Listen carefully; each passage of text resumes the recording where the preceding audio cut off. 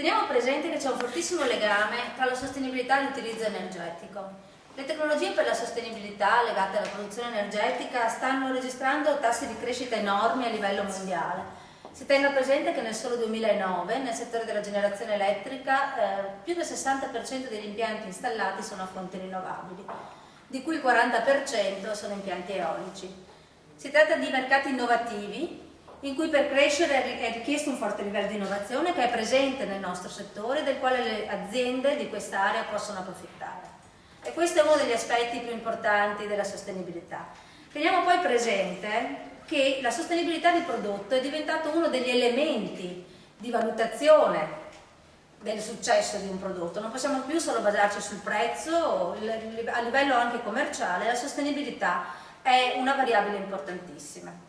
Esistono poi altre dinamiche che stanno mettendo fuori mercato i prodotti che non sono più sostenibili. La certificazione di prodotto o la messa fuori mercato di prodotti che non siano sostenibili implica che le aziende non possono non stare al passo con questo tipo di diciamo così, dinamica di mercato. Da un punto di vista diciamo così, di riduzione dei costi e da un punto di vista interno aziendale si può ricorrere a una serie di interventi di efficienza energetica come il miglioramento dell'efficienza dei motori utilizzati nell'industria, così come l'utilizzo di impianti cogenerativi che portano a notevoli risparmi quando vi sia una domanda importante di calore ed anche chiaramente l'utilizzo di sistemi di fonti rinnovabili di energia quali possono essere gli impianti fotovoltaici.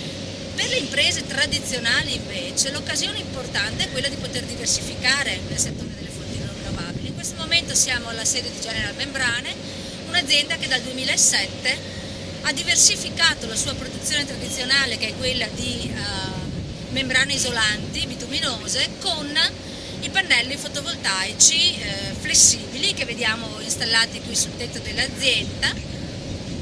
Questo rappresenta una prospettiva estremamente interessante per le aziende del Veneto orientale che possono sfruttare le opportunità offerte dalle fonti rinnovabili di energia. Il Veneto orientale può orientarsi verso la sostenibilità in modo originale proprio coordinando il settore agricolo, il settore del turismo e il settore dell'edilizia. Abbiamo un bacino enorme di edifici turistici da ristrutturare e possiamo integrare un turismo ecocompatibile che avrebbe un elemento di originalità che lo premierebbe rispetto a un turismo, diciamo così, basato esclusivamente in una competitività di prezzo, nella quale forse noi non potremmo essere vincenti.